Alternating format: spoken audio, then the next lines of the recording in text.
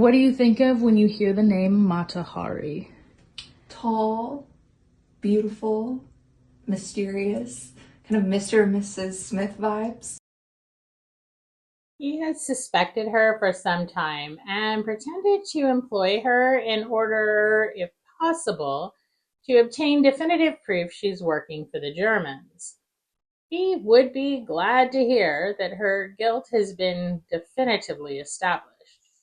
British intelligence interpretation of the French head of the Deuxième Bureau, Georges Ladieu, responding to being asked about Mata Hari. Coelho's book is not a history book, and in all honesty, we'll be pointing out quite a few areas of concern in the historic narrative. But historic fiction carries an important place in the study of history, as long as it's good historic fiction. Dry tomes full of dates and obscure names are excellent ways to keep facts straight, but what they do not do is relay the feeling of history. They're facts, they aren't stories, and the human mind needs stories to truly understand. Today we'll be going over pages 133 to 153. And as we say every season, there will be spoilers. We're discussing a book as if we have all read it together, and it's about a historic event that is well known. My not unreasonable assumption is that everyone knows who framed Roger Rabbit in the Mata Hari story. In the book, this is where Mata Hari's life unravels and her letter ends. She mentions her new Russian lover, supposedly the love of her life. She mentions again passing through Britain on her travels from Spain. And then she decides not to rehash the events of her downfall.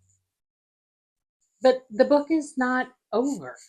This is where a letter from her lawyer Clunet picks up in the narrative, which is written not for Mata Hari's actual consumption, but rather to exorcise his own demons in the events which took her life. He describes the central villain of the story, Georges Ladieu, the head of France's spy agency, the Deuxième Bureau, as having been involved with the Dreyfus affair and needing a win to offset that stain on his record. According to Clunet's letter, even Ladieu's own investigation could find no conclusive evidence of guilt, but did find that the Germans knew all along that she was a double agent. Through Clunet's letter, we can hear that he, too, had fallen completely under the spell of Mata Hari. As usual, Mata Hari's letter mixed up a few details. For one, the fact that she had traveled to Spain and the tangled web that developed while she was there. And for another, the events preceding, by several months, her arrest in Paris. In Paris, Ladieu had her followed and every move recorded. All her lovers, all her lunches, all her debts. Mail was intercepted and steamed open, and all memos on her daily life were absolutely littered with condescending comments about her immorality and lack of character. But she was still magnificent enough to attract lovers by the dozen, including the man she would refer to as the love of her life, the Russian Vladimir Maslov. Maslov was 20 years younger than Mata Hari, but by all honest accounts seemed, at the time, completely smitten. Ladieu was full of hatred of Mata Hari. It oozes out of everything he said or wrote about her. But he was not, as the book asserted, a part of the Dreyfus affair scandal.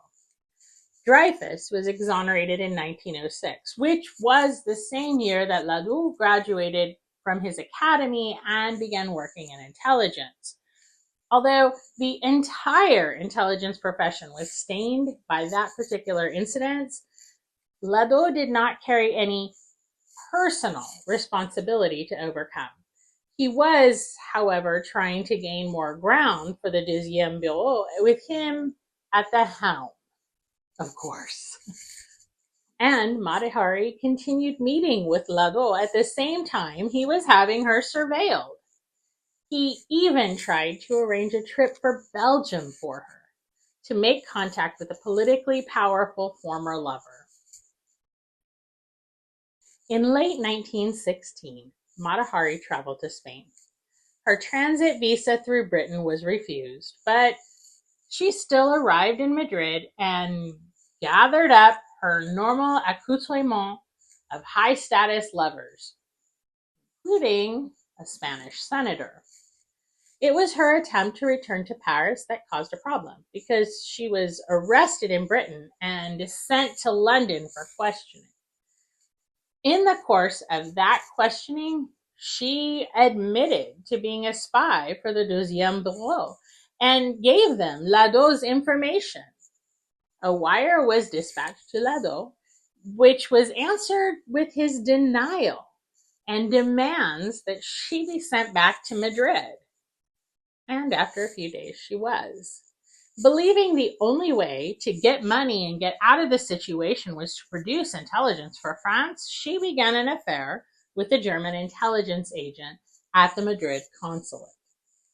But being Mata Hari, it was not her only affair.